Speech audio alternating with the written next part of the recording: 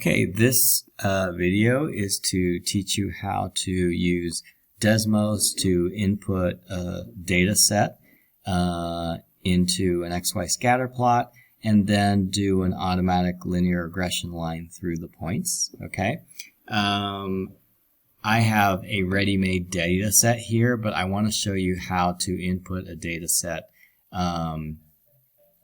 because that's the first step.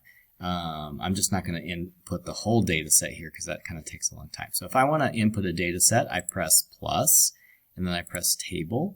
And you see how like the next data set is actually x subscript 2, y subscript 2, and the first data set was x subscript 1, y subscript 1. So it actually like automatically will put a number associated with your data set. So I'm going to put some numbers here, like, okay, and then I can see that these automatically plot the points. Okay, and I'm just going to turn this off, and now we're going to go back to the green points. And you're probably wondering, where are the green points? Well, you can see that the green points are actually like a little bit far out on the axes. So I need to kind of zoom out to see the green points. So once you see your points, there are my points. You can see that like this is a diagonal line, but the line is like sloped very gently. And usually when I want to analyze a line, I want to focus on the line. So I'm going to try to focus on the line by zooming in on it here. But you see I'm not using the vertical axis space very well. So I can go up to the wrench here, and I'm going to press on the wrench. And then I can adjust the x-axis scale. So instead of, right now the x-axis scale goes from 6.2 to 37. Actually my x values only go between 16 and 25. So I can adjust this by putting like 15 and 25, and that will perfectly scale my x-axis so it fits. And then I'm going to just turn off the wrench for a second so you can see, yeah, that's pretty good zooming in there.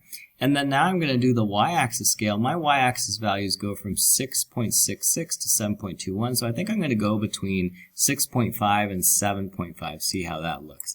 And that will be the y-axis. So I'm going to do 6.5 for my minimum value, and then I'm going to put 7.5 for my maximum value.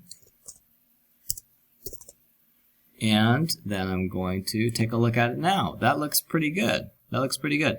And do you see what it did? It now the scale for the x-axis is slightly different than the scale for the y-axis. The other thing is, remember we kind of zoomed in, we don't have the origin anymore, but they still labels the x and the y-axis like we want it to.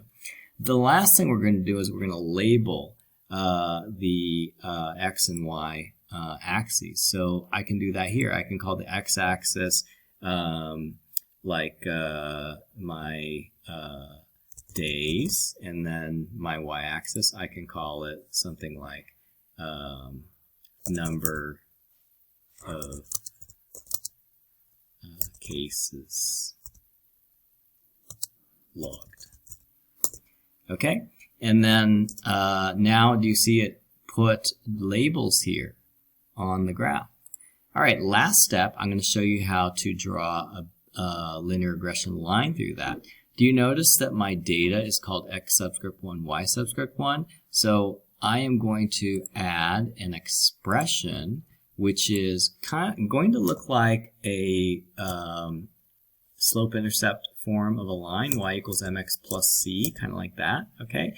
But I'm going to change two things. One is I'm going to change the equal sign into a tilde, and the other thing I'm going to do is I am going to change the x and the y to x subscript 1, y subscript 1.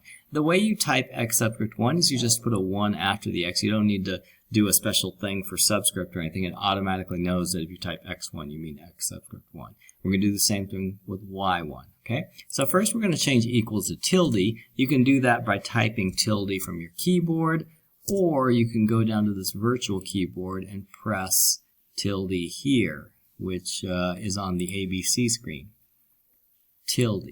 And then I can change my y to y1 and my x to x1. And it has drawn a line for me there, which is a linear regression line. And it also tells me that my R value is 0.9964, which is the Pearson's correlation coefficient. My slope is 0.064, and my y-intercept is 5.60.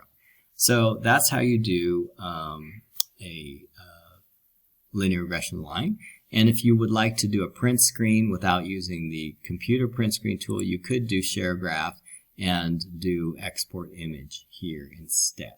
Okay, or you could just do a regular print screen. Either way is fine. The one is not more high definition than the